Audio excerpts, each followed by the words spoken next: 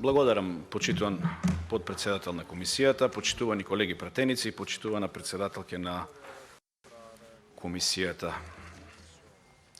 Вака внимателно го исчитав извештајот, внимателно го слушав вашето излагање. Благодарам на доставениот извештај, благодарам на конкретните работи што ни ги дадовте во извештајот.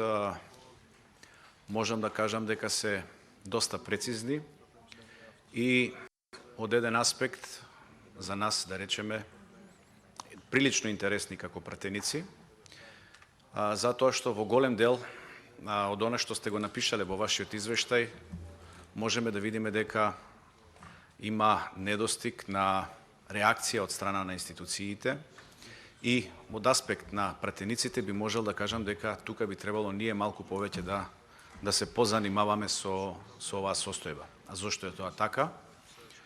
И кој го тоа дозволил? И до кога ќе го толерираме? Сега внимателно во извештајот сте напишале дека минатата година сте ги решиле просторните проблеми, односно сте добиле нови простории. Знаеме како ги добивте нови простории и ви честитам на упорноста и на истрајноста да ги добиете тие нови простории, затоа што доколку не се случеше добивањето односно давањето на една друга владина институција, на едно министерство таму за политички систем, и доколку не постоеше ваша реакција, вие до ден денеска верувам дека ќе си седевте во некои други простории кои што немаа да имаат никакви услови за работа. Инаку на самиот почеток да кажам дека јас вашата работа ја поддржувам и ја почитувам, затоа што знам што значи да се борите со корупција и со криминал, односно со луѓе кои што имаат моќ и кои што имаат власт.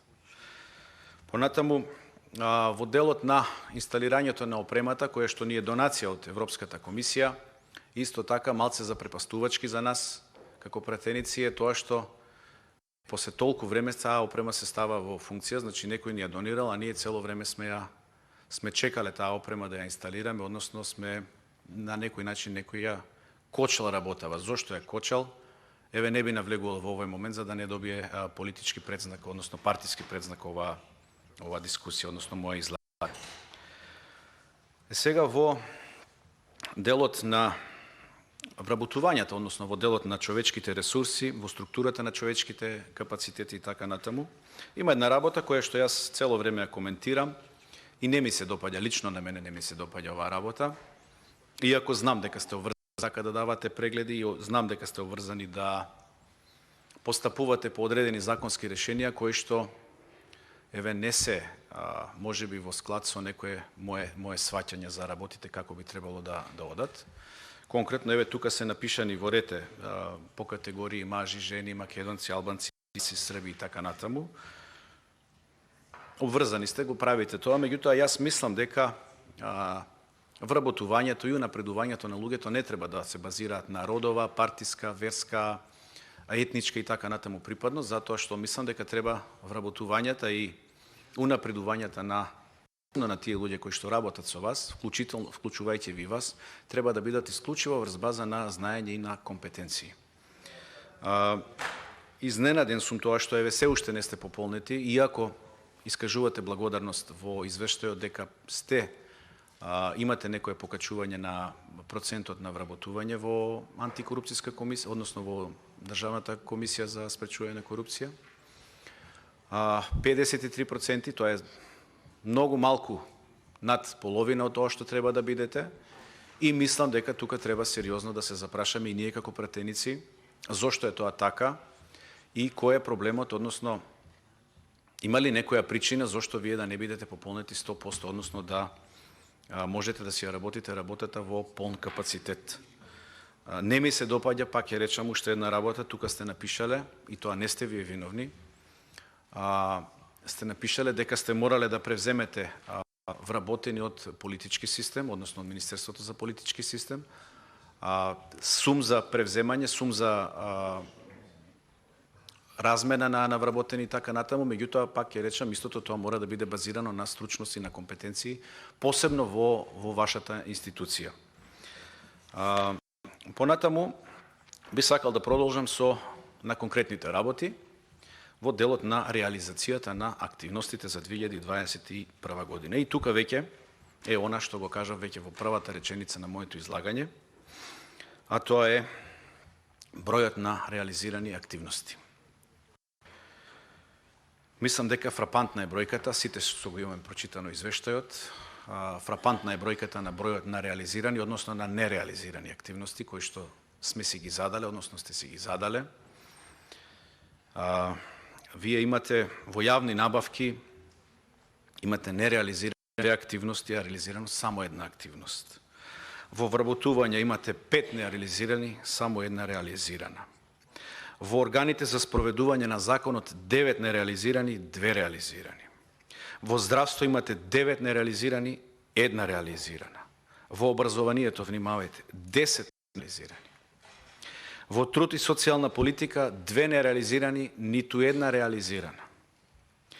И сега доаѓаме до Министерството за земјоделие, односно за земјоделство како е тука напишано, до министерот за кој што го предводи министерот до вчерашен прв антикорупционер во владата и кој што изминатава година на 15 април изјави дека треба да вработи 10 нови лица во неговиот тим за борба со корупцијата. И јас пак ќе кажам, го поддржувам тоа, затоа што ценам дека такви луѓе треба да имаме што е можно повеќе, меѓутоа нивното место не е да биде во владата, туку треба да биде кај вас. И доаѓаме до бројката на нереализирани активности 10, а број на реализирани активности 0. И ова е најдобар показател колку ние сме сериозни, за жал, пак ќе речем, не сакам ова да биде сватено партиски, меѓутоа сакам да биде сватено државнички. Зошто во изминатиот период, односно во изминатава година, ако сме дале задача на некој да реализира активности, внимавајте, кои што тие самите си ги давале на себе. Значи, тие ги предлагале активностите, ние не сме им ги наложили тие активности од тука. Тоа се луѓе кои што се стручни во својата област, во својата фела, кои што седнале со антикорупцијска предпоставувам и ги донеле мерките и активностите кои што треба да бидат спроведени во понатамошниот период. И јас сум тука крајно разочаран од бројот на нереализирани активности. Истото се случува и во делот на спортот, каде имаме 6 нереализирани, а само ниту една реализирана активност. Во економијата и бизнисот 5 нереализирани, а една реализирана активност. Или вака едно сума сумарум од 111 мерки, односно 111 мерки кои што се предложени во целиот овој период до 2025 година, а 111 активности само за 2021 година, ние имаме реализација на 22. И тоа некаде му доаѓа околу 20%. 20%, значи, срамна е оваа бројка, ова е фрапантна бројка, која што можеме да ја видиме. Имаме нереализирани 59%, 59 активности, а 30 активности викаме дека се во тек. Практично ние имаме 89 активности кои што од минатата година ќе си ги префрлиме, односно веќе сме ги префрлиле во оваа година. А што станува збор со активностите кои што се предвидени за 2022 година? Каде е тоа проблемот? Пак ќе речам, веројатно одговорот од почитуваната председателка ќе биде да, тоа е во институциите, ние имаме констатирано и така натака, да, се согласувам. Може би одговорот е во институциите, меѓутоа јас мислам дека одговорот лежи малку и малку повеќе лежи и во ова собрание, затоа што ова собрание е должно да ги спроведува овие, односно да го спроведува надзорот над спроведувањето на овие мерки и активности, затоа што во изминатиот период, убаво рековте вие председателке, да, донесена е стратегијата, акцијски план и така натаму. Во процедура веќе имаме и декларација за борба против корупцијата, не е уште ставена на дневен ред, меѓутоа верувам дека ќе дојде. Така да доколку сите сме навистина за таа борба со корупцијата, мислам дека треба да бидеме малку посериозни во пристапот со борбата со корупцијата. Има една работа која што ви ја замерувам лично во извештајот, можеби вие не сте ја напишале, меѓутоа викате поради забавена работа на собранието. Мислам дека сте излегне малку надвор од мандатот, од вашиот мандат, можеби е забавена работата, меѓутоа за таа забавеност на работата мислам дека треба да говорат други, односно граѓаните, не вие како институција која што треба да одговарате пред ова собрание. Меѓутоа не е спорно, еве се согласувам можеби до некаде и со вас, сте напишале дека потребни се голем број носење на голем број на предлози, измени и закони и така натаму, кои што е неизвестно кога ќе бидат усвоени. Јас лично како пратеник не знам кои се тие закони во делот на антикорупцијската борба и би молел доколку има такви закони, измени, дополни и така натаму да бидеме благовремено запознаени. Јас ви убедувам дека ќе дадеме подршка на таквите активности, односно на таквите промени кои што им носат добро на граѓаните, односно на државата и на системот. Сега во делот на доставените иницијативи за постапување на институциите, исто така главна институција која што би требало да се бори покрај останатите кои што се наведени, меѓутоа би требало да биде и основното јавно обвинителство, што во овој момент, според извештајот како што ни е дадено тука, гледаме дека во 2021 година во делот на корупцијата имало 7 иницијативи доставени од ваша страна и заедно со претходните иницијативи кои што исто така не се реализирани од претходните години, ние, односно до вас не доставиле одговор во 8 иницијативи. И мислам дека тука е веќе срамно е ова за институцијата на јавното обвинителство. Не сте вие тука виновни, меѓутоа добро е што не алармиравте за ова работа и добро е што таа работа треба да се запознаеме сите со неа и да интервенираме во најскоро можно време да се интервенира за доставување на извештај. Зошто? Затоа што ако јавното обвинителство е главно за водење на предмети од ваков калибар, висока корупција и криминал, а тие не доставуваат извештаи за тоа како е постапено и дали е постапено, мислам дека веќе имаме сериозен проблем и од тука веројатно доаѓа и довербата во правосудството, односно во кој што спаѓаат нели и овие од 8%, што исто така е, односно недовербата е 92%. Исто така имате односно не ви одговорили од Министерство за образование по 3 иницијативи. Исто сериозен проблем, затоа што корупцијата во образованието е сериозен проблем кој што може да влијае на развојот на општеството, односно на идните генерации. Една реченица со која што во потполно се согласувам со вас и ви честитам на храброста што сте ја напишале. Коруптивните состојби, цитирам, исто како и во претходните години, значи нема разлика дали е која структура на власт, политичка и така натаму, и затоа ви честитам на тоа што сте го напишале, се препознаени во постапките за вработување во јавниот сектор, во областа на урбанизмот и просторно планирање, изградба на објекти според ДУП-ови, кои не се усогласени со ГУП, неспроведување на мерки за рушење на нелегално изградени објекти, непостоење на критериуми при распределба на одредени буџетски средства и располагање со државен имот. И веројатно, бидејќи станува збор за 2021 година, овде претпоставувам дека мислите и на актуелните функционери од власта и можеби некои веќе кои што се забинати од наша, да речам, политичка сцена, меѓутоа седат во позадина и ги контролираат процесиве. Такви имавме вице-премиери од владеачката структура и премиери кои што се уште се главни и одговорни за овие работи кои што тука сте ги навели и ви честитам за ова што сте го напишале. На кварталните извештаи во делот на вработувањата, односно за следење на вработувањата, исто така еден фрапантен податок кој што сте го доставиле. Внимавајте, препораки за подобрување на постапки за пополнување на работни места преку постапка за вработување, постапка за унапредување мобилност во вработените на јавниот сектор, сега каде што надлежни се следниве институции: Министерство за информатичко општество и администрација, Агенција за администрација, Министерство за финансии, че тоа се институции каде што на власт е ДУИ. Одиме по квартали, 74% делумно спроведени, вториот 79% делумно, 84% делумно, 90% делумно спроведени. 5% воопшто не се спроведени. На крај на година ние немаме ниту една целосно спроведена активност. Ниту една, нула. Сите се или делумно, или не се спроведени.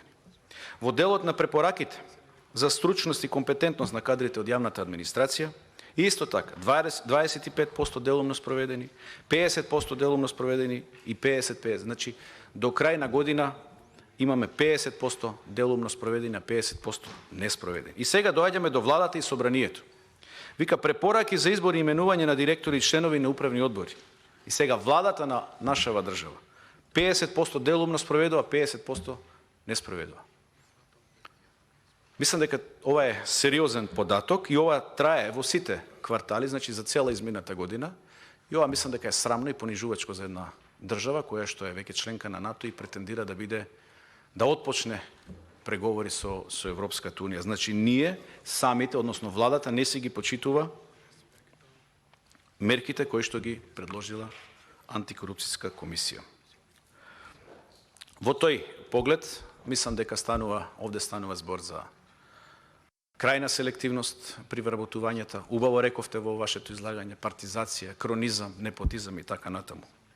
И пак ќе се навратам, ценам и моje мислење е дека сите овие работи, односно вработувањата, треба да одат врз основа на знаење, стручност и на компетенции. Јас на крај, односно пред самиот крај, би сакал да потенцирам дека корупцијата е нешто што го јаде македонското општество во подолг период и со тоа се нарушува и владењето на правото, се нарушува легитимноста на власта, односно во институциите. И затоа нашиве граѓани немаат воопшто доверба во нашите институции. И затоа нашиве граѓани се повеќе се иселуваат од оваа држава, затоа што корупцијата преку нејзините активности, односно преку активностите на корупција, нашиот народ се осиромашува и се подкопува на така речено веќе довербата која што веќе поменав на граѓаните во институциите. И затоа ние годинава сме повторно во рангирани според Freedom House во хибриден режим, што е трагично и поразително. Немојте да мислите дека некој на ова треба да остане нем, туку треба сите заеднички да се бориме против ова зло, против корупцијата. Затоа сме 87 место на Transparency International. Да, подобрени сме од минатата година за неколку места. Меѓутоа, сепак ова е втор најлош резултат кој што го имаме во историјата на македонската држава. И со тоа не треба да се гордееме, со тоа би требало да се срамиме, затоа што се уште сме во друштво со држави како Танзанија и Етиопија и се уште сме, пак ќе речам, дури послаби од некои африкански држави како Буркина Фасо, Гана или Ботсвана, значи на полето на борбата со корупцијата.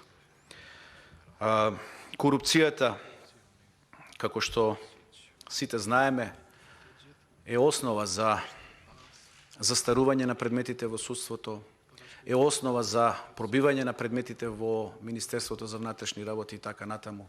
Па имавте случаи кога полициски службеници, значи потрошени енормни средства на финансиски средства, човечки ресурси и така натаму за фаќање на криминалци и така натаму, исклучително тешка операција, односно акција, да ни биде пробиена токму од највисоките врвови од Министерството за внатрешни работи. Од почит нема да именувам кој и како е, меѓутоа сите знаеме за што стануваше збор. Имаме ситуации каде што имаме застарување на предмети, токму во предметите каде што има сериозни причини, односно сериозни индиции за висока корупција. Да, ќе кажете сега, да, еве се работи и веќе имаме пресуди и така натаму, да, се согласувам во ред. Меѓутоа имаме ситуации каде што воопшто не се почнати процеси и еве таков пример е случајот со Македонскиот Телеком. Случајот кој што сите бегаат, а во кој што се замешани највисоките структури на ДУИ, значи тоа е нивниот председател и нашиот поранешен премиер Владо Бучковски, кој што сега е преговарач за името и главен промотор на некаков идентитет. Дали причината за негово назначување, значи тоа е прашањето, дали причината за негово назначување е токму нерешавањето, односно застарувањето на тој предмет. Исто така, имате ситуација каде што имаме предмети во изминатиот период кои што се најавувани, пак ќе речам, немојте да го земаме ова политички, меѓутоа имавме ситуација каде што поранешниот премиер сега веќе сам најави дека има кривични пријави против министерот за здравство, тогашниот министер за здравство, сегашен министер за надворешни, дека има кривични пријави за злоупотреби, за висока корупција. Меѓутоа не видовме од тоа ништо и тоа е во континуитет се случува, значи поради негово држање, односно негово искористување во процесот на преговори со една соседна држава. Не би сакал да навлегувам понатаму, знаете, можем, јас владам со примери многу, меѓутоа нема да ја оптеретувам партиски говорницата.